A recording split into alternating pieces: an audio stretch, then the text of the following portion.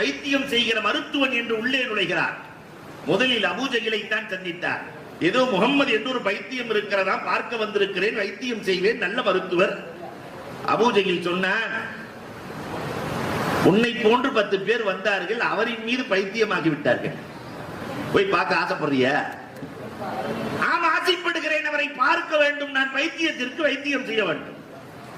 கொஞ்சம் பஞ்சை எடுத்து கையிலே கொடுத்து காதிலே வைத்துக்கொள். நீ சொல்வதை முகம்மது கேட்க வேண்டும், முகம்மது சொல்வது உன் காதுக்குள் போகக்கூடாது. பஞ்ச திணிச்சிட்டு போனார். பெருமானார்ட்ட போய் 2 வார்த்தை, அந்த நீ யார், என்ன கொண்டு வந்தீர்? பெருமானார் சூரத்துல் ஃபாத்திஹாவை தான் ஓதினார்கள், அல்ஹம்து சூராவை. பஞ்சு பறந்தது, நெஞ்சு திறந்தது. அஷஹது அல்லா இலாஹ இல்லல்லாஹ் அன்னக ரசூலுல்லாஹ் என்று நாயகத்தின் மீது பைத்தியமானாரே, அந்த வேலையை குர்ஆன் இன்று வரை செய்கிறது.